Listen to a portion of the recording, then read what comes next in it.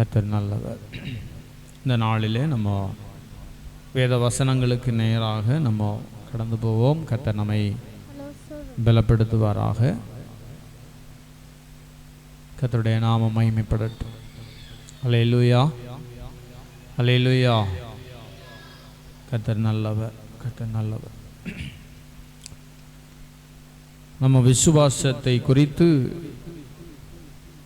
தியானித்து வருகிறோம். விசுவாசத்தில் வளர்வது எப்படி நம்ம ஆண்டவரை பிரியப்படுத்தி வாழ்வது என்பதை குறித்து நம்ம தொடர் போதனையாக தியானித்து வருகிறோம். கடந்த நாட்களில் பல வசனங்களை நம்ம படித்தோம், பல தலைப்புகளின் கீழே படித்தோம்.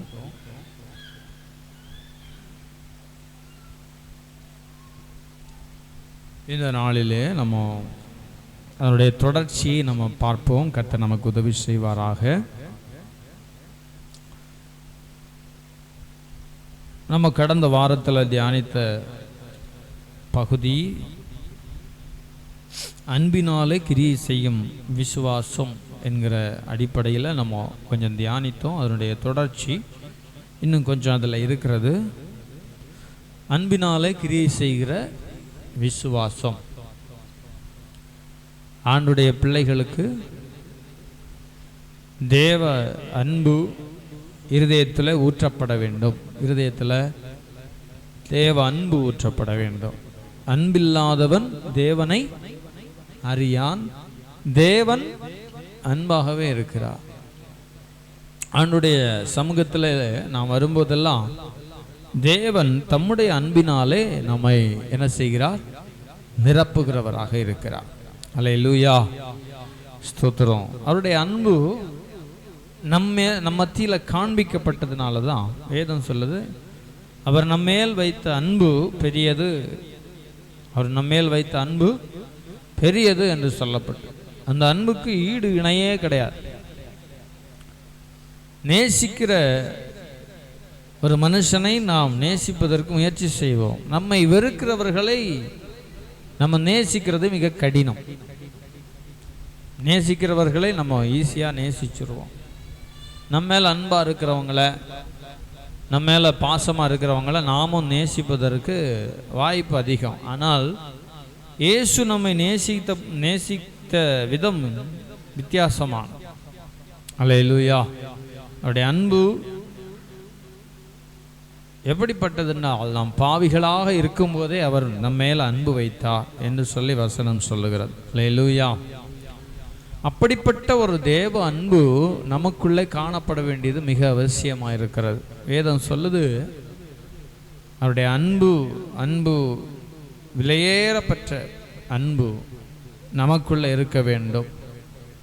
அதில் சில வசனங்களை நம்ம கடந்த நாட்களில் தியானித்தோம். அன்பினாலே கிரியை செய்யும் விசுவாசம். அதில் 2 தீமோத்தேயு 2:20 தியானித்தோம். கனத்திற்குரிய பாத்திரம்,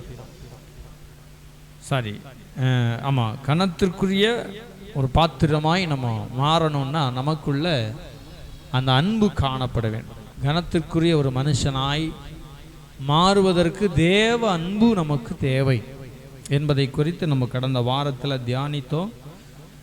2 தீமோத்தேயு 2வது அதிகாரம் 20வது வசனத்தை வாசிக்கலாம். 2 தீமோத்தேயு 2:20.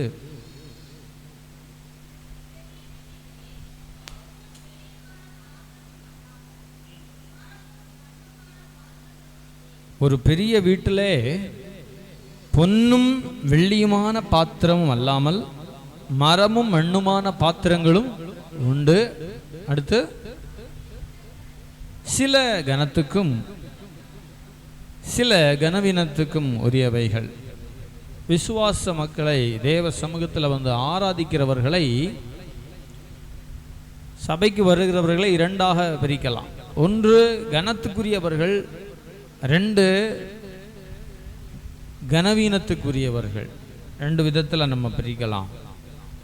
கனத்துக்குரிய பாத்திரமாய் மாற வேண்டும் என்று நம்ம விரும்பும் போதே நமக்குள்ளே இருக்கிற அந்த ஆவியானவர் நம்மை உருவாக்க ஆரம்பிக்கிறார். அல்லேலூயா. நம்ம என்ன செய்கிறார்? உருவாக்குகிறார். எல்லாரையும் கனத்திற்குரிய பாத்திரமாய் தான் மாற்ற வேண்டும் என்பது அவருடைய விருப்பம். இதெல்லாம் கடந்த வாரத்தில் நம்ம தியானித்தோம். கலாத்தியர் 5:6-7 பார்த்தோம். அன்பினாலே கிரியை செய்யும். கலாத்தியர் 5:6-7. கலாத்தியர் 5:6-7.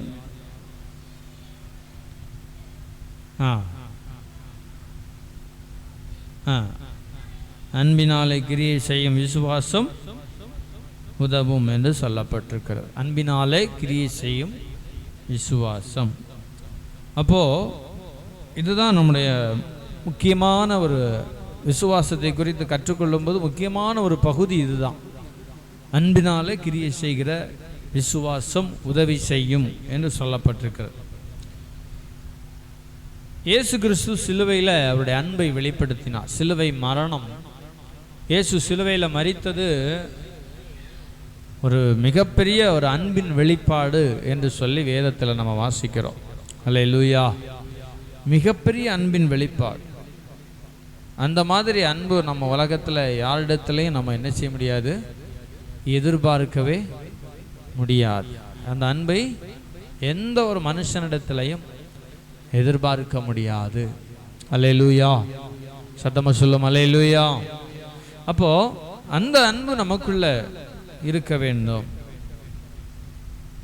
நாம் பிரதியுத்தரம் செலுத்துவதற்கு முன்பதாகவே அவருடைய கிரியையை நம்ம பார்க்கிறோம். இன்றைக்கு மனுஷர்களிடத்தில் பார்க்கிற ஒரு விஷயம் என்னன்னா, ஒரு மனுஷன் நம்மளை வெறுத்தாங்கன்னா நாமும் என்ன செய்வோம், வெறுக்க ஆரம்பிப்போம். இதுதான் உலகம், உலகத்தின் மக்கள், உலகத்தில் ஆண்டவர் அறியாதவர்கள் செய்கிறார். ஆனால் உண்மையான ஆண்டுடைய பிள்ளைகள் வெறுக்க மாட்டார்கள், அவர்களை நேசிக்கிறவர்களாக இருப்பார்கள். அல்லேலூயா. உலகத்தில் பல விதமான சட்டத்திட்டம் இருக்கு. சவுதி அரேபியாலெல்லாம் பார்த்தோம்னா மனுஷனை ஒரு தவறு செய்துட்டான்னா அவனை விடவே மாட்டான். அந்த அளவுக்கு கடினமான சட்டத்திட்டங்களை ஏற்றி வச்சிருக்கிறான். அந்த காலத்தில் தான் இயேசு தமிழத்தில் வந்த எல்லாரையும் வேதம் சொல்லுது, பாவிகளை இரட்சிக்க கிறிஸ்து இயேசு என்ன செய்தார், உலகத்தில் வந்தார். பாவிகளை இரட்சிப்பதற்கு வந்தார். அல்லேலூயா. இப்போ பாவிகள் மேலே அவருடைய கரிசனை வெளிப்பட்டது. வேதத்தில் ஒரு வசனத்தை நம்ம வாசிப்போம். 1 பேதுரு 1வது அதிகாரம் 23வது வசனம். 1 பேதுரு 1வது அதிகாரம் 23வது வசனம். அழிவுள்ள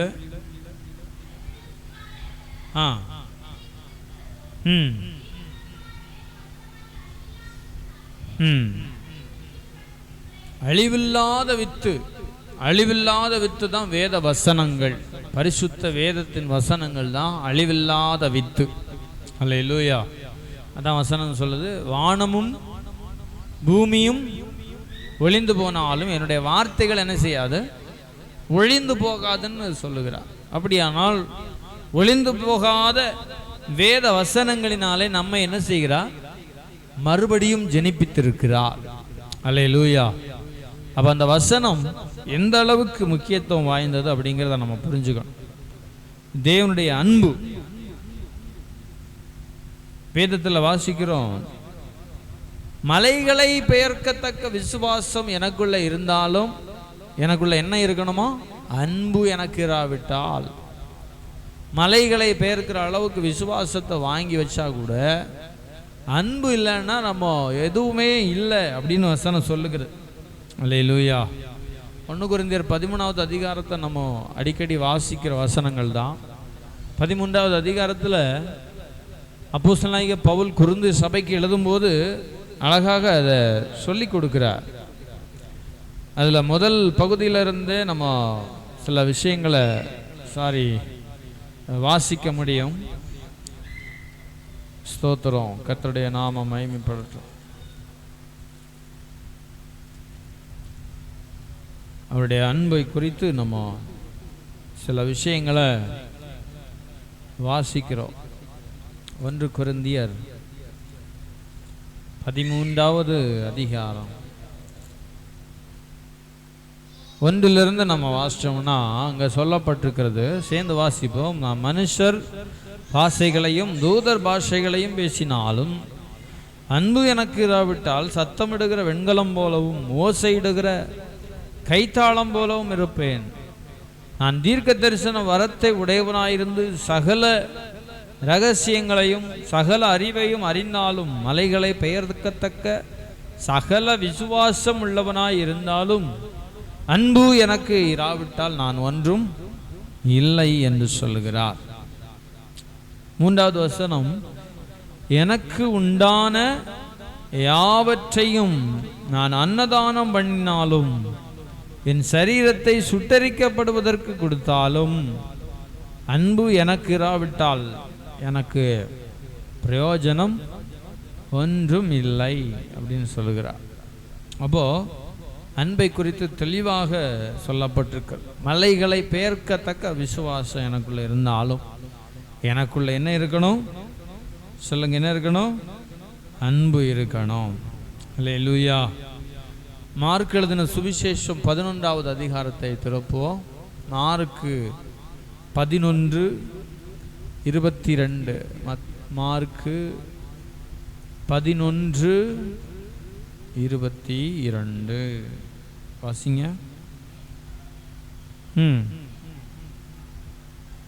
தேவனிடத்தில் விசுவாசம் உள்ளவர்களாயிருங்கள்.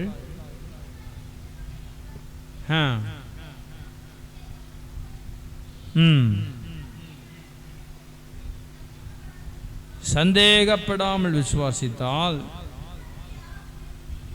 அவன் சொன்னபடி ஆகும். அவன் சொன்னபடி ஆகும்.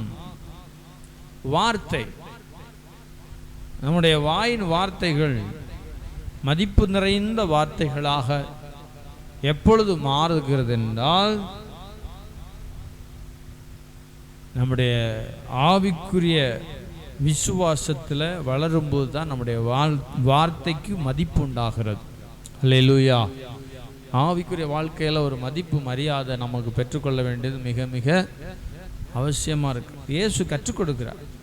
இயேசு என்ன செய்கிறாரு? கற்றுக் கொடுக்கிறார். 11வது அதிகாரத்தில் அழகாக நம்ம அதை வாசிக்கிறோம். அவர்களை நோக்கி தேவனிடத்தில் விசுவாசம் உள்ளவர்களாயிருங்கள். மலையை பார்த்து நீ பெயர்ந்து சமுத்திரத்திலே தள்ளுண்டு போ என்று சொல்லி, எப்படி மலையை பார்த்து யாரும் அப்படி டக்குன்னு சொல்ல மாட்டாங்க. ஆனால் மலையை பார்த்து நம்ம சொன்னாலும் என்ன செய்யுமா? என்ன செய்யுமா? பெயர்ந்து போகும். அல்லேலூயா. என்ன செய்யும்? பெயர்ந்து போகும். நமக்கு இதை இயேசு கற்றுக் கொடுக்கும் போது இப்படிப்பட்ட ஒரு மலையை காண்பித்து அதை கற்றுக் கொடுக்கிறார். அப்படின்னா எந்த அளவுக்கு முக்கியத்துவம் வாய்ந்தது பாருங்க. விசுவாசத்துக்கு அவ்வளவு வல்லமை இருக்குது. அல்லேலூயா. விசுவாசத்துக்கு என்ன இருக்கு? வல்லமை. அவ்வளோ பெரிய வல்லமை அந்த விசுவாசத்துக்குள்ள வைத்திருக்கிறார். சிஷ்யர்களுக்கு கற்றுக் கொடுத்தார். இன்றைக்கு 24வது வசனத்தில் சொல்றார், நீங்கள் ஜெபம் பண்ணும்போது எவைகளை கேட்டுக்கொள்வீர்களோ அவைகளை பெற்றுக்கொள்வோம் என்று விசுவாசியுங்கள், அப்பொழுது அவைகள் உங்களுக்கு உண்டாகும் என்று சொல்லிக் கொடுக்கிறார் பாருங்க. அப்போ ஜபிக்க கற்றுக் கொடுக்கிறார். விசுவாசத்தில் எப்படி நம்ம பேசுகிறது என்று கற்றுக் கொடுக்கிறார்.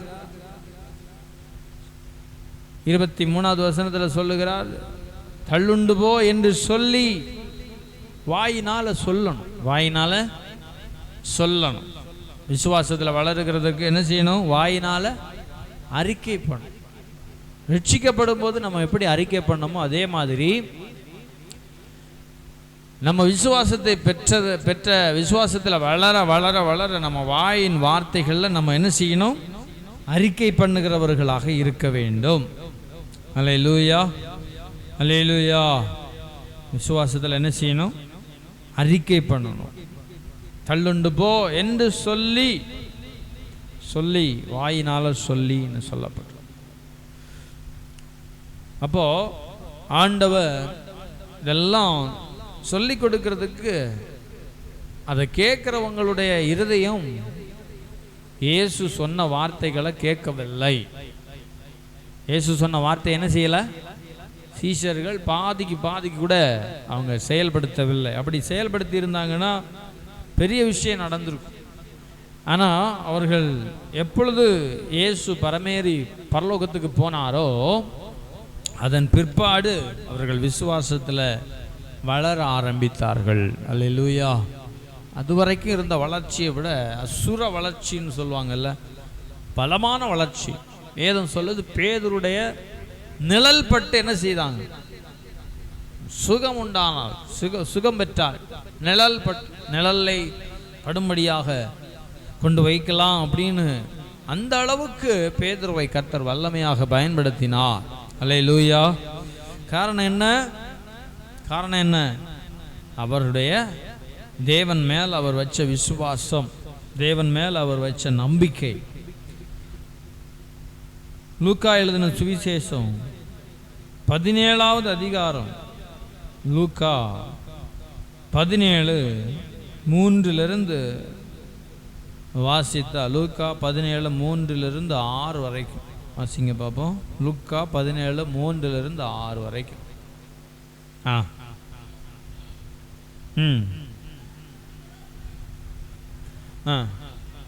கடிந்துகொள், மனஸ்தாபப்பட்டால் அவனுக்கு மன்னிப்பாயாக.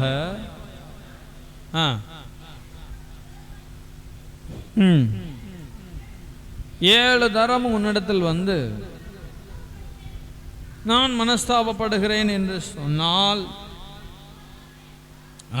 பாருங்க, இந்த வசனத்தை நம்ம புரிஞ்சுக்கிறது ரொம்ப கஷ்டம். 3வது வசனம் ஆரம்பத்தில் சொல்லுகிறா, உங்களை குறித்து எச்சரிக்கையாயிருங்கள். சகோதரன் உனக்கு விரோதமாய் குற்றம் செய்தால் அவனை கடிந்து கொள். அவன் மனஸ்தாபப்பட்டால் அவனுக்கு என்ன செய்? மன்னிப்பை கொடுன்னு சொல்ற. மனஸ்தாபப்பட்டா என்ன செய்யணுமா? வசனம் சொல்லுது, மன்னிக்கணும். உலகம் என்ன சொல்லுது? ஆண்டவர் அறியாதவங்க என்ன சொல்லுவாங்க? நான் எதுக்கு மன்னிக்கணும்னு கேட்பாங்க. இதுதான் உலகம். ஆனால் இயேசுவை பின்பற்றுகிறவங்க என்ன செய்யணும்? மன்னிக்கிறவர்களாய் மாறணும். வசனம் சொல்லுது. அடுத்த வசனம், 4வது வசனம் முக்கியம். ஒரு நாளில் 7 தரம் உனக்கு விரோதமாய் குற்றம் செய்து. 7 தரம் குற்றம் செய்து வந்தாலும் மன்னிக்கணும் அப்படின்னு சொல்லியிருக்கு. இது நடக்குமா? சொல்லுங்க. இப்போ 7 தரம், ஒரு தடவை வந்து கேட்டால் சரி மன்னிக்கலாம். திருப்பியும் அதே தப்பை செஞ்சு திருப்பியும் மன்னிங்கன்னு சொன்னால் மன்னிக்கணும்னு சொல்லலாம். எதுக்கு இப்படி சொல்லியிருக்குன்னா, நம்முடைய அன்பு குறையக்கூடாது. அல்லேலூயா. அன்பு என்ன செய்யக்கூடாது? குறைஞ்சதுன்னா மன்னிக்க மாட்டோம். சின்ன தவறை கூட என்ன செய்ய மாட்டோம்? மன்னிக்க மாட்டோம். அப்படிதான் வசனம் சொல்லுது. 7 தரம் உன்னிடத்தில் வந்து நான் மனஸ்தாபப்படுகிறேன் என்று சொன்னால் அவனுக்கு மன்னிப்பாயாக. மன்னிக்காத இருதயம் விசுவாசத்தில் வளர முடியாது. மன்னிக்காத இருதயம் என்ன செய்ய முடியாது? விசுவாசத்தில் வளர்ந்து பெருக முடியாது. வளர்ந்து பெருகணும்னா நம்முடைய இருதயம் ஒரு மன்னிக்கிற இருதயமாக இருக்கணும். இயேசு கிறிஸ்து சிலுவையில் நின்று சொல்கிறாரு, பிதாவே இவர்களுக்கு மன்னியும், தாங்கள் செய்கிறது என்னதென்று அறியாமல் செய்கிறார்கள். அந்த சுபாவம் அதுதான் அவருடைய இருதயம். அந்த இருதயம்தான் இன்னைக்கு எல்லா விசுவாச தேவ பிள்ளைகளுக்கும் தேவை.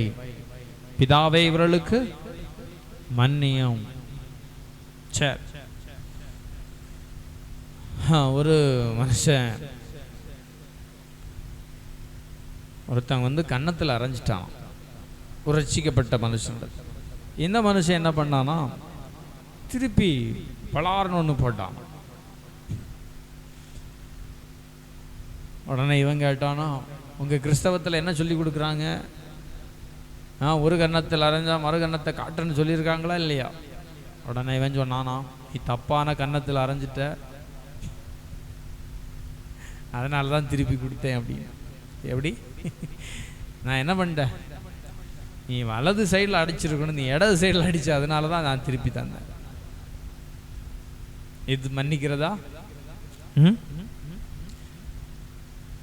ஒருவன் ஒரு கன்னத்தில் அறைந்தால் வலது கன்னத்தில் இருந்தால் இடது கன்னத்தை என்ன செய்யும் காட்டுன்னு சொல்ல.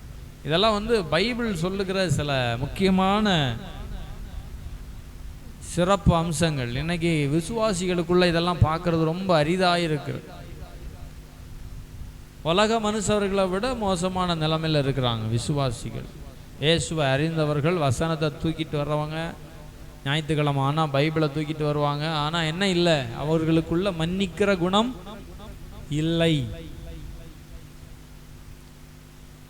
சொல்லிக் கொடுக்கிறார் இயேசு, கற்றுக் கொடுக்குற லூக்கா 17வது அதிகாரத்தில் சொல்லிக் கொடுக்குறார். 7 தரம் அவன் வந்து நான் மனஸ்தாபப்படுகிறேன்னு சொன்னான், உடனே என்ன செய்ய, அவனுக்கு மன்னிப்பாயாக.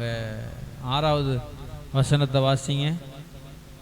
சாரி 15 வருஷம் இல்லையா? லூக்கா 17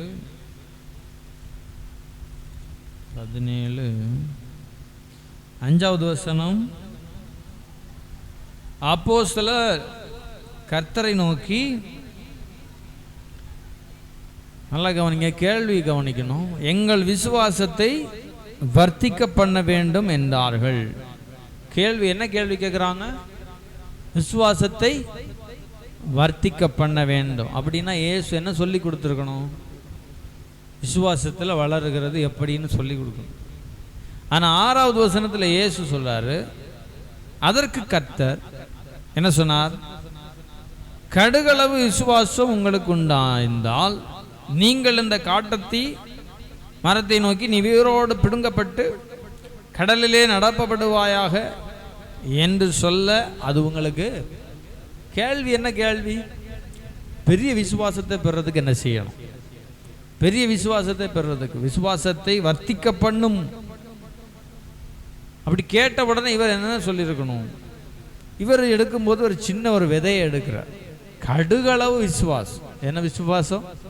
விசுவாசத்தில் வளர்றதை பற்றி கேட்ட உடனே இவர் சின்ன ஒரு விதையை செலக்ட் பண்றாரு. கடுகளவு. கடுகு எல்லாருமே பார்த்துருப்போம்ல, காமனான கடுகு.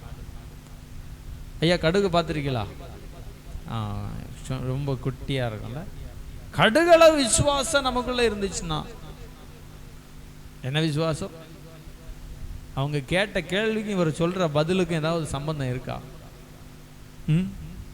பெரிய விசுவாசம் வேணும்னு கேட்ட உடனே இவர் சொல்றாரு கடுகளவு விசுவாசம் இருந்தா போதும். ஆமென். விசுவாசத்தின் தன்மை அடுத்து சொல்லி கொடுக்கிறார் பாருங்க. விசுவாசம் உங்களுக்குள்ள உண்டாயிருந்தால் நீங்கள் இந்த காட்டத்தி மரத்தை நோக்கி, மரத்தை பார்க்கணும். மரத்தை என்ன செய்யணும்? மரத்தை நோக்கி. மரத்தை நோக்கி.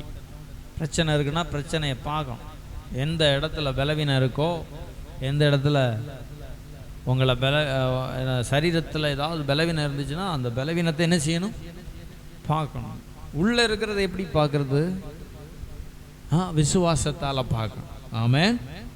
விசுவாசத்தால பார்க்க. நான் சிலருக்கு ஜெபம் பண்ணும்போது ஆண்டவர் சில நேரங்களில் கரெக்டாக அந்த பர்டிகுலராக இந்த என்ன பிரச்சனை, எந்த இடத்துல பிரச்சனை இருக்குங்கிறத காண்பித்து தருவார். அப்போ நான் கேட்பேன், உங்களுக்கு இந்த இடத்துல கரெக்டாக அந்த பர்டிகுலரான இடத்துல. அவங்க சிலர் என்ன பண்ணுவாங்கன்னா மாற்றி சொல்லுவாங்க, இல்லை அங்கே இருக்குது, இங்கே இருக்குது, இங்கே இருக்குன்னு சொல்லுவாங்க. அப்போ திருப்பி அவங்கக்கிட்ட அதை அவங்க பேசும்போது திருப்பி அதை கரெக்டாக சொல்லுவாங்க, இந்த இடத்துல தான் பிரச்சனை அப்படின்னு சொல்லுவாங்க. அப்போது ஆவியானவருக்கு தெரியுது, நல்லாவே தெரியுது இந்த இடத்துல தான் பிரச்சனை. நான் எதுக்கு சொல்கிறேன்னா, நம்முடைய சூழ்நிலைகள் பிரச்சனைகள் எல்லாமே அவருக்கு தெளிவாக தெரியும். ஆமென். தெளிவாக தெரியும்.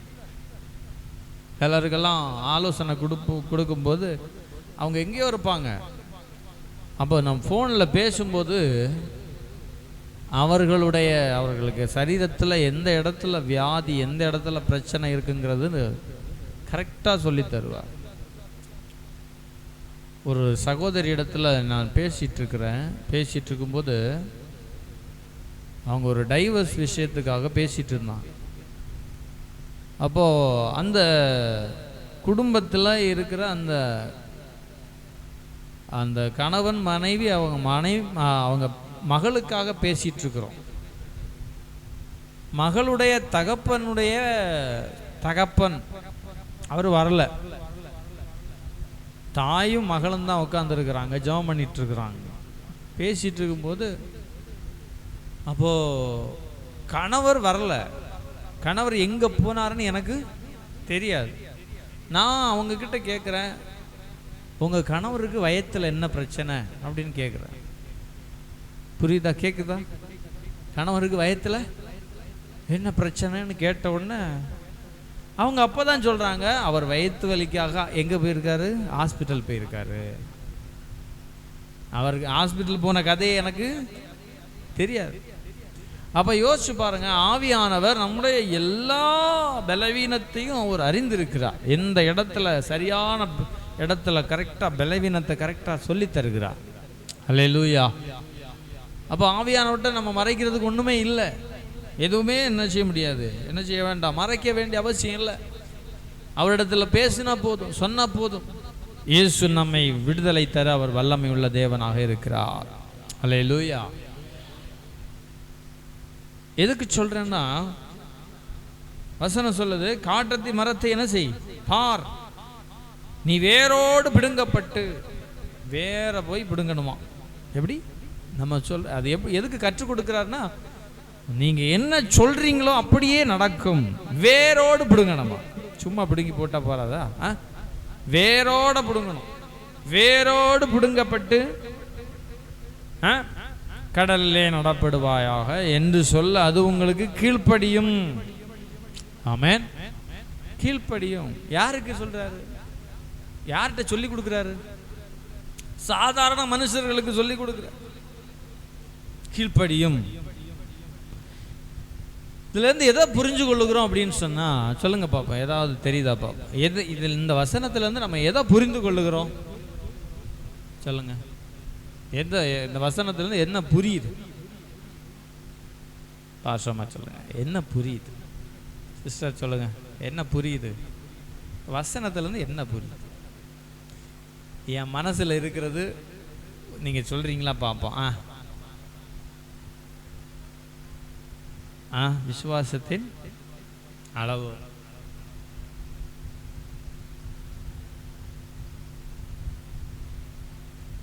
வேரோட பிடுங்கப்பட்டு போகும். அப்படி புரியுது. சரி, கரெக்டு தான். ஆன்சர் எல்லாம் கரெக்ட்.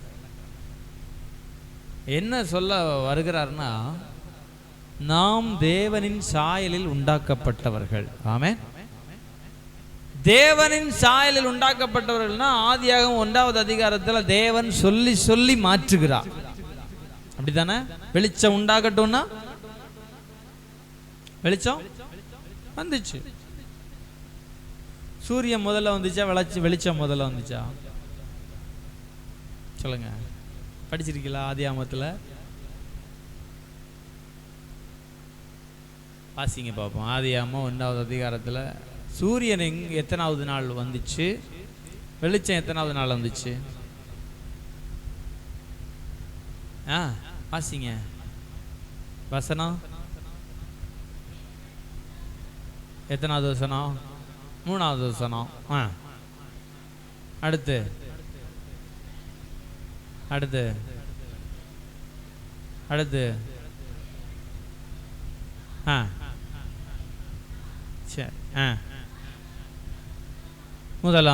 முதலாம் நாளிலே வெளிச்சத்தை உண்டாக்கிட்டார். சரியா?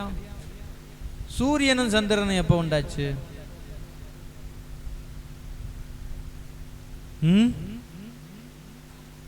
நான்காம் நாள் தான் உண்டாகுது. இப்போ வெளிச்சம் எங்க இருந்து வந்துச்சு? என்னையாவது படிச்சிருக்கோமா? நம்ம என்ன நினைப்போம்? சூரியனை படைச்சாரு, உடனே என்ன வந்துருச்சு? ஆமாம், சூரியன் அப்படியே பிரகாசிக்க ஆரம்பித்த உடனே வெளிச்சம் வந்துருச்சு. இப்போ சொல்லணும், எப்படி வெளிச்சம் எப்படி வந்துச்சு?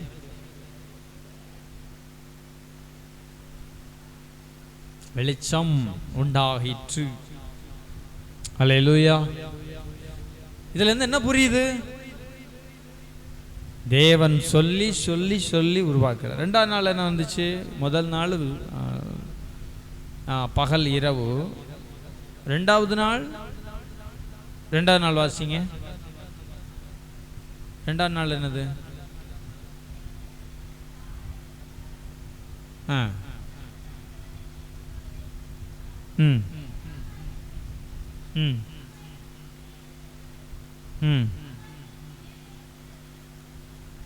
பிரிவுண்டாக்கினார். வானம். அப்புறம் ரெண்டாவது வானம் என்று பெயரிட்டா. சாயங்காலம் விடியற்காலமாகி இரண்டாம் நாள் ஆயிற்று. மூணாம் நாள்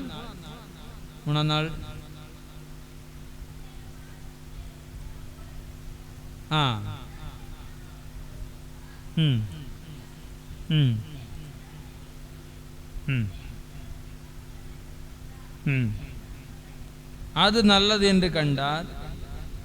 அப்போ என்ன சொல்லுகிறார்? கட்டளை இட்டார். எல்லாமே கட்டளை, எல்லாமே. இப்போ நம்ம தேவனுடைய சாயலால் உண்டாக்கப்பட்டவர்கள். நம்ம என்ன செய்யணும்? இப்போ அதான் நம்ம வாசிச்சோம் இல்லையா? லூக்காவில் 14வது அதிகாரத்தில் வாசிக்கிறோம். அப்படிதானே? என்ன வாசிச்சோம்? கடலிலே நடப்படுவாயாக, வேரோடு பிடுங்கப்பட்டு கடலிலே நடப்படுவாயாக என்று சொன்னால் அது என்ன செய்யும்? கீழ்ப்படியும். அப்படிதானே? அல்லேலூயா. அப்போ எதுக்கு இதெல்லாம் சொல்லப்பட்டிருக்கிறது? நம்முடைய லூக்கா 17வது அதிகாரத்தில் வாசிச்சோம் பார்த்தீங்களா? காட்டத்தி மரத்தை நோக்கி வேரோடு பிடுங்கப்பட்டு கடல்லே நடப்படுவாயாக என்று சொல்ல, அது உங்களுக்கு அந்த வார்த்தை அடிக்கொட்டு வைக்கணும். அது உங்களுக்கு கீழ்ப்படியும். அது உங்களுக்கு என்ன செய்யும்? கீழ்ப்படியும். கேக்குதா? பிரச்சனையை பார்த்து என்ன செய்யணும்? சூழ்நிலையை பார்த்து, காட்டத்தி மரத்தை பார்த்து பேசு. மரத்தை பார்த்து என்ன செய்? பேசு. நமக்கு பேசுறது தான் ரொம்ப வெக்கம். அப்படிதானே? நம்ம பேசும்போது யாராவது பார்த்தாங்கன்னா நமக்கு என்ன தோணும்? இல்லை, அவனுக்கு என்ன தோணும்? ஏதோ பைத்தியம் நடு ரோட்டில் நின்று என்ன செய்யுது, பேசிட்டு இருக்குன்னு தோணும். அப்படிதானே? ஆனா ஆதியாகமம் 1வது அதிகாரத்திலே கற்றுக் கொடுக்கிறார். நீ என்ன செய்? உனக்கு என்ன வேணுமோ அதை என்ன செய்? வாயினால பேசு. வாயினால என்ன செய்? பேசு. கடந்த 2-3 வாரத்துக்கு முன்னாடி வாசிச்சோம்ல உபாகமத்தில், உன்னுடைய நாவில் இருக்கிறது. அப்படிதானே? உன்னுடைய நாவில் இருக்கிறது. ஜீவனையும் மரணத்தையும் உனக்கு முன்பாக வைக்கிறேன். நம்ம ஜீவனை தெரிந்து கொள்ள வேண்டும். ஆமென். அல்லேலூயா. அப்போ 17வது அதிகாரம் ரொம்ப முக்கியமான வசனம். சீஷர்களுக்கு கற்றுக் கொடுக்கிறார். ஆதியாகமம் 1வது அதிகாரத்தில் பெற்ற அதே வார்த்தைகளை சொன்ன வார்த்தைகளை புதிய ஏற்பாட்டில் லூக்காவில் சொல்லி கொடுக்கிறார். நீங்கள் அதை சொல்லுங்கள், வேரோடு பிடுங்கப்பட்டு கடலில் நடப்படுவாயாக என்று சொல்லுங்கள். சொல்லுங்கள். எல்லாரும் சொல்லுங்க. சொல்லுங்கள். சத்தமா சொல்லுங்க. சொல்லுங்கள். என்ன செய்யணும்? சொல்லணும். நமக்கு சொல்றதுக்கு தான் என்ன வராது? வாய் வராது. சொல்றதுக்கு வாய் வருமா? கஷ்டம். அல்லேலூயா. இயேசு கற்றுக் கொடுக்கிறார். நமக்கு எது தேவையோ அதை வாயினால சொல்லுங்க. வாயினால சொல்லு. தேவன் வானத்தையும் பூமியை உண்டாக்கும் போது என்ன சொன்னாரோ சொன்னது போல அப்படியே ஆயிற்று. ஆயிற்று. சொல்லுங்க. அப்படியே ஆயிற்று. அப்படித்தானே போட்டிருக்கு? அது அப்படியே ஆயிற்று. சாயங்காலம் விடியற் காலமாகி 1ஆம் நாள் ஆயிற்று. 2ஆம் நாள் ஆயிற்று. அவர் என்ன சொன்னாரோ அது நடந்துச்சு. அல்லேலூயா. தேவன் ஆகாய விரிவை உண்டு பண்ணி, ஆகாய விரிவுக்கு ஜலத்துக்கு ஆகாய விரிவுக்கு மேலே இருக்கிற ஜலத்திற்கும் பிரிவு உண்டாக்கினார். அது அப்படியே ஆயிற்று. அப்படியே வாசிச்சுட்டு போலாம். 10வது வசனம், வெட்டாந்தரைக்கு பூமி என்று சேர்ந்த ஜலத்துக்கு சமுத்திரம் என்று பெயரிட்டார், நல்லது என்று கண்டார்.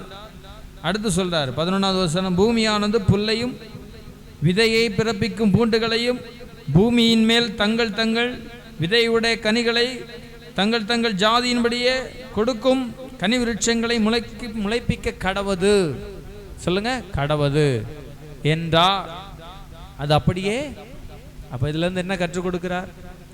இந்த 1வது ஆதியாகமம் 1வது அதிகாரத்தையும் லூக்கா 17:6 கனெக்ட் பண்ணும். ஆமென். நம்ம தேவனுடைய சாயல்ல உண்டாக்கப்பட்டவர்கள், சரிதானே? தேவனுடைய சாயல்ல வானத்திலையும் பூமியிலையும் சகல அதிகாரமும் இயேசுவுக்கு கொடுக்கப்பட்டது. அந்த அதிகாரத்தை இயேசு நமக்கு தர்றார். கரெக்டுதானே? எங்க சொல்லியிருக்கு? சர்ப்பங்களையும் தேள்களையும் மிதிக்கிற அதிகாரத்தை யாருக்கு தர்றார்? சர்ப்பங்களையும் தேள்களையும் மிதிக்கணும். சர்ப்பமும் தேளும் எதுக்கு சொல்லப்பட்டிருக்கிறது? அதிகாரத்தை உங்களுக்கு தருகிறேன்.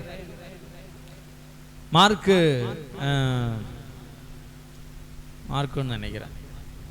16:16 தானே? விசுவாசிக்கிறவர்களால் நடக்கும் அடையாளங்கள் ஆவன, என் நாமத்தினால பிசாசுகளை துரத்துவார்கள். வாசிங்க பார்ப்போம். மார்க் 16:16.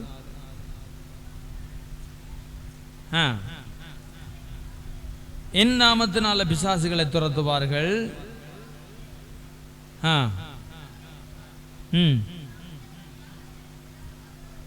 சேதப்படுத்தாது,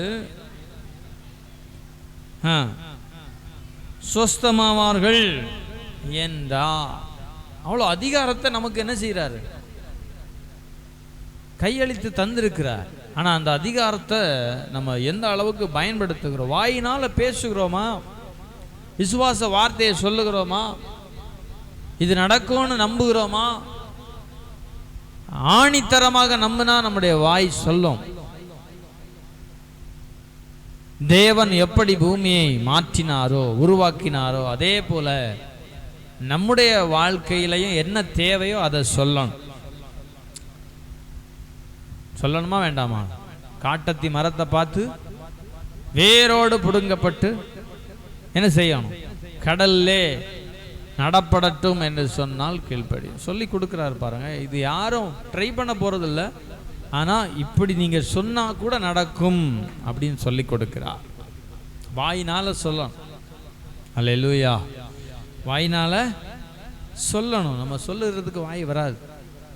நெகட்டிவான விஷயங்களை ஈஸியா சொல்லிடுவோம். ஆனா பாசிட்டிவான விஷயங்களை என்ன செய்ய மாட்டோம்? வாயினால சொல்றதுக்கு நமக்கு என்ன வராது? வாய் வராது. அல்லேலூயா. அப்போ அன்னாளை குறித்து வேதத்தில் வாசிக்கிறோம். அன்னாள் நமக்கு நல்லா தெரியும். அன்னாள் சம்பவம். ஆலயத்தில் தேவ சமூகத்தில் ஒரு பொருத்தனையை செஞ்சாங்க. அவங்க சொல்கிறாங்க, ஒரு வார்த்தையை சொல்கிறாங்க, கர்த்தருக்கென்று நான் தருவேன் அப்படின்னு சொல்லி ஒரு பொருத்தனை பண்ணுறாங்க. கர்த்தருக்கென்று நான் செய்வேன். அந்த பொருத்தனையின் சத்தத்தை கர்த்தர் கேட்ட உடனேயே அன்னாளுக்கு பதில் கிடைத்தது. அல்லேலூயா. வாயினால சொன்னாங்க பாருங்க. சொல்லுகிறது ரொம்ப ரொம்ப முக்கியம். ரொம்ப ரொம்ப முக்கியம். அல்லேலூயா.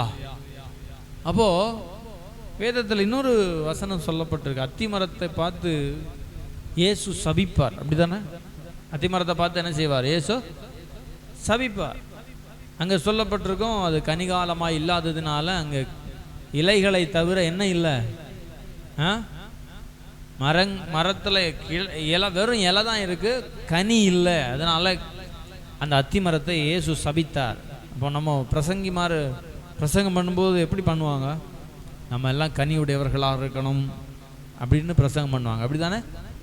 கனி இல்லைன்னா சாபம் வரும் அப்படின்னு பிரசங்கம் கேட்டிருக்கோம். அப்படிதானே? நீங்கள் அந்த பகுதியை நீங்கள் எடுத்தீங்கன்னா அந்த முறையில் அவர் சொல்லவில்லை. எந்த முறையில்? கனி இல்லாததுனால் அவர் சபிச்சார் அப்படிங்கிற முறையில் சொல்லலை. எடுத்தீங்களா? கனி இல்லை அப்படிங்கிறதுனால இயேசு சபிக்கலை. அல்லேலூயா. இவ்வளோ நாள் அப்படி தானே நம்பிட்டு இருந்தோம். கனி இல்லைன்னா என்ன பண்ணிடுவார்? சபிச்சிருவார். கனி இல்லைன்னா சபிச்சிருவார். எடுத்தீங்களா? எடுக்கலையா?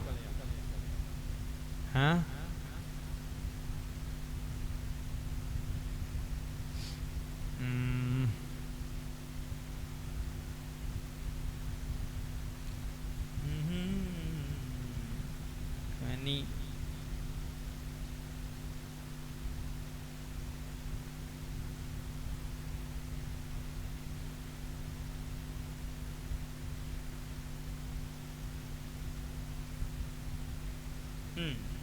மத்தேயு எழுதின சுவிசேஷம் 21வது அதிகாரம் 19வது வசனம் வாசிங்க பார்ப்போம். மத்தேயு 21:19.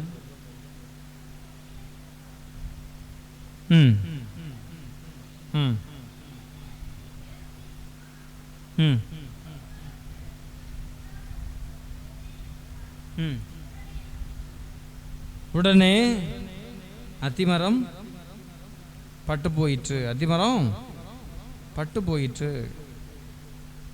இதே விஷயம் மார்க்கு 11வது அதிகாரத்தில் சொல்லப்பட்டிருக்கு. மார்க்கு 11ல்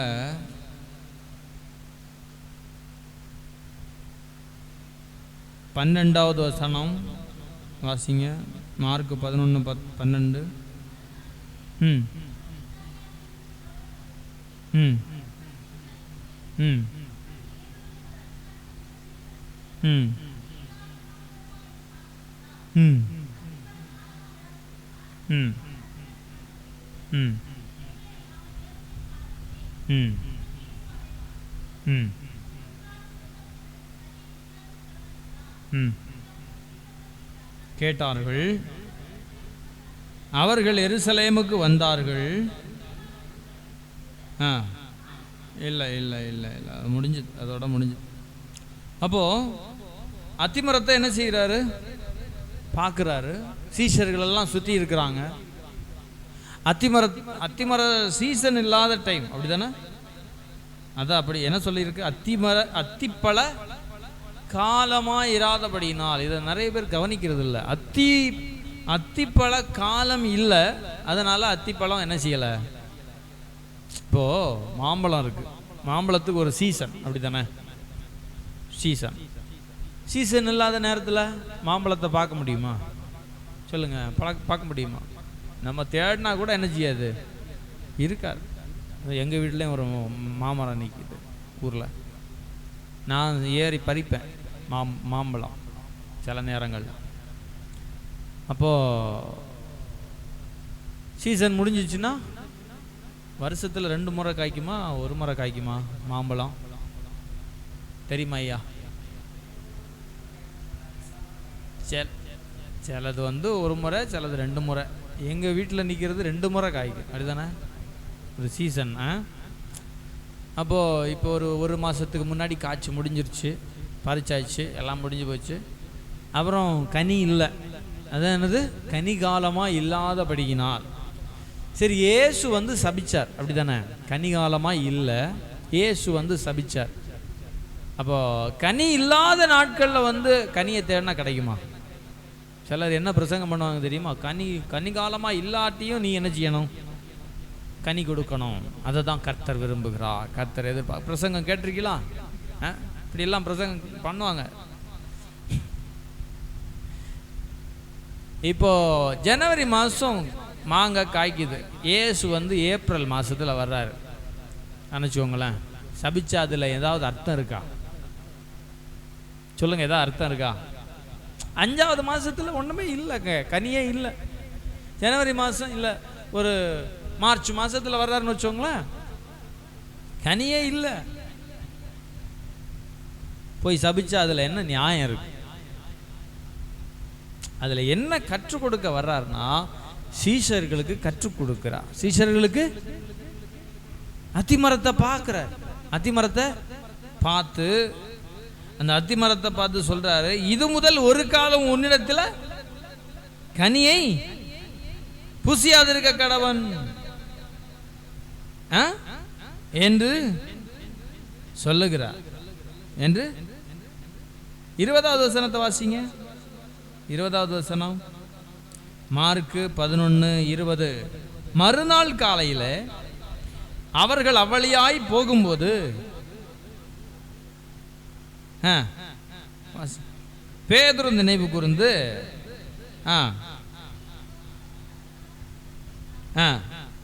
பட்டு போயிற்று என்றான். நம்ம ஆட்கள் இதோட நிறுத்திடுவாங்க. 22வது வசனம் தான் முக்கியம். 22, 23வது வசனம்.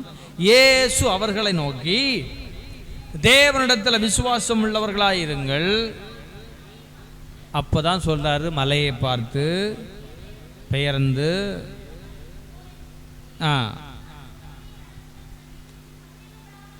விசுவாசித்தால் என்று மெய்யாகவே உங்களுக்கு சொல்லுகிறேன். அப்போ இயேசு எதனால அத இது சபிச்சார் சொல்லுங்க?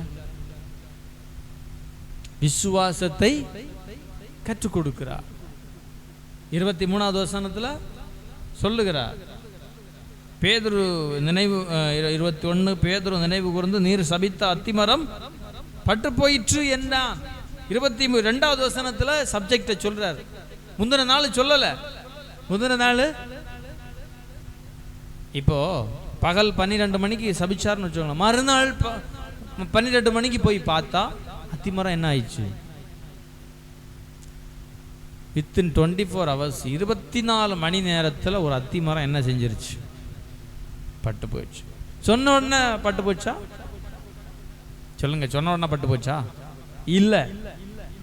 ஆனா அதனுடைய வேர்ல இருந்து வேலை ஆரம்பிச்சு. இயேசு சொன்ன மாத்திரத்தில் வேர்ல இருந்து என்ன ஆரம்பிச்சிச்சு? வேலை ஆரம்பிச்சு 24 மணி நேரத்தில் மறுநாள்ல பார்த்தா அத்திமரம் என்ன ஆயிடுச்சு? பட்டு போயிடுச்சு. இதுல இருந்து என்ன தெரியுது? சொன்ன உடனே எல்லாம் நடந்துறாரு. ஆனா கர்த்தர் அங்க கிரியை செய்ய ஆரம்பிக்கிறார். ஆமென் சொல்லுங்க. அல்லேலூயா. கர்த்தர் என்ன செய்யறாரு? கிரியை. நம்ம நினைப்போம், சொன்ன உடனே ஏன் நடக்கல? சொன்ன உடனே இயேசு சபிச்ச முந்தின நாள் சபிச்சது மறுநாள்ல தான் என்ன ஆகுது? பட்டு போகுது. அப்படித்தானே? அப்போல இருந்தே வேலை ஆரம்பிச்சிச்சு. இயேசு சொன்ன உடனே வேலை ஆரம்பிச்சிச்சு. நம்மவும் அதே நேரம் அதே போலதான் சில விஷயங்களை குறித்து விசுவாசத்தோடு நம்ம ஜெபிச்சு முடிச்சிருப்போம். கர்த்தர் அதுல கிரியை செய்ய ஆரம்பிச்சிருப்பார். ஆமென் சொல்லுங்க. ஆமென். அந்த ஒரு டைம் வரும்போது அது வெளியே தெரியும். அல்லேலூயா. வேதம் சொல்லுது, 20வது வசனம், மறுநாள் காலையில அவர்கள் அவளியாக போகும்போது அந்த அத்திமரம் வேரோடுங்கிற வார்த்தை முக்கியம். வேரோடு சொல்லுங்க. வேரோடு பட்டு போயிருக்கிறதை கண்டார்கள். 23வது வசனம். 22வது வசனம். இயேசு அவர்களை நோக்கி, தேவனிடத்தில் விசுவாசம் உள்ளவர்களாயிருங்கள். எவனாகிலும் இந்த மலையை பார்த்து நீ பெயர்ந்து சமுத்திரத்தில் தள்ளுண்டு போ என்று சொல்லி தான் சொன்னபடியே நடக்கும் என்று தன் இருதயத்தில் சந்தேகப்படாமல் விசுவாசித்தால் அவன் சொன்னபடி ஆகும் என்று மெய்யாகவே உங்களுக்கு சொல்லுகிறேன். அல்லேலூயா. அப்போ வாயினால இயேசு என்ன செய்கிறார்? சொல்லுகிறார், பேசுகிறார். நாமும் நம்முடைய சூழ்நிலையை பார்த்து அவிசுவாசமான வார்த்தைகளை வாயில பேசும்போது கவனமா பேசணும். அல்லேலூயா. அந்த விஷயத்துக்காக என்னதான் ஜெபம் பண்ணாலும் கிடைக்காது. ஏன்னா நம்ம வாயே சொல்லிருச்சு, நமக்குள்ள என்ன இல்லை? விசுவாசம் இல்லை. 100% விசுவாசத்தோட இயேசு அத்திமரத்தை பார்த்து பேசுறார். இது முதற்கொண்டு ஒருத்தனும் என்ன செய்ய வேண்டாம்? கனியை புசிக்க வேண்டாம். நானும் நிறைய பிரசங்கம் கேட்டிருக்கேன். கனி கொடுக்கலன்னா அவ்வளோதான், முடிஞ்சு போச்சு. கரெக்டு தான், செய்தி கரெக்டு தான். ஆனால் இயேசு சபிச்சது அதுக்காக இல்லை, இங்கே ஒரு விஷயத்தை கற்றுக் கொடுக்கறதுக்காக சொல்லி கொடுத்தா. அல்லேலூயா. சரி, அப்போ அன்பினால கிரியை செய்யும் விசுவாசம். நமக்குள்ள அந்த அன்பு என்ன செய்யணும்? பெருக வேண்டும். அன்பு பெருக வேண்டும். அல்லேலூயா. அன்பு பெருகும்போது நம்ம என்ன செய்யலாம்? விசுவாசத்தில் சொல்லுகிற எல்லா விஷயங்களுக்கும் பதிலை பெற்றுக்கொள்ள முடியும். அன்பினால விசுவாசத்தில் வளரும்போது நம்ம வாயின் வார்த்தை எப்படி இருக்கும்? சொல்லுங்க, எப்படி இருக்கும்? விசுவாசத்தில் வளரும்போது நம்ம வாயின் வார்த்தை எப்படி இருக்கும்? இயேசுவை விசுவாசிக்கிறேன், இயேசுவை நம்புகிறேன். அப்ப நம்ம வாயின் வார்த்தை எப்படி இருக்கணும்? சொல்லுங்க, எப்படி இருக்கணும்? விசுவாச வார்த்தையா இருக்கணும். எப்படி இருக்கணும்? பிரசங்கம் புரியுதா இல்லையா? பிரசங்கம் புரியுதா? புரியுதா? விசுவாச வார்த்தையா இருக்கணும். கர்த்தர் செய்வார், கர்த்தர் நடத்துவார், கர்த்தர் செய்வார். அல்லேலூயா. ஒரு மணி நேரம் ஜெபம் பண்ணிட்டு நடக்குமான்னு தெரியல அப்படின்னு சொல்லிட்டு போனோம்னா ஒரு மணி நேரம் பண்ண ஜெபம் வேஸ்ட்டு. ஒரு மணி நேரம் பண்ண ஜெபம் வேஸ்ட்டாக போய். அல்லேலூயா. செகண்ட் சரியாயிடுச்சா? சாயங்காலம் எதுவும் சொல்லையா?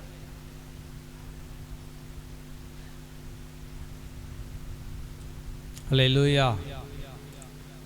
அப்போ ஆண்டவரிடத்தில் நம்ம என்ன செய்யணும்? விசுவாசமாக இருக்க வேண்டும். பிரச்சனை வருகிற நேரத்தில் நம்முடைய வாயின் வார்த்தை பதறாமல் பேசும். எப்படி பேசணும்? பதறாமல் பேசும். இயேசு எங்கேயாவது பதறினாரா? சொல்லுங்க பார்ப்போம். எங்கேயும் பதறவே இல்லை. போட்டில் போயிட்டு இருக்கிறாரு, காற்று கடல் கொந்தளிச்சிட்டு இருக்கு. இயேசு பதறினாரா? இயேசு தூங்கிட்டு இருக்காரு, படகுல தூங்கிட்டு இருக்காரு. சீஷர்கள் தான் பயந்து நடுங்கிறாங்க. ஐயோ, இந்த போட்டு வந்து மூழ்க போகுதே, இயேசுவே உதவி செய்யும்னு கேட்குறாங்க. இயேசுவே உதவி செய்யும்னு கேட்டோன்னா இயேசு எழும்பி என்ன செய்கிறார்? காற்றையும் கடலையும் அதட்டினார். இயேசு பயந்தாரா? ஐயோ, நான் கொஞ்சம் நேரம் எழும்பியிருந்தா இவ்வளோ பெரிய காற்று வந்திருக்காது, இவ்வளோ பெரிய கடல் வந்திருக்காது, அலை வந்திருக்காது அப்படின்னு பயந்தாரா?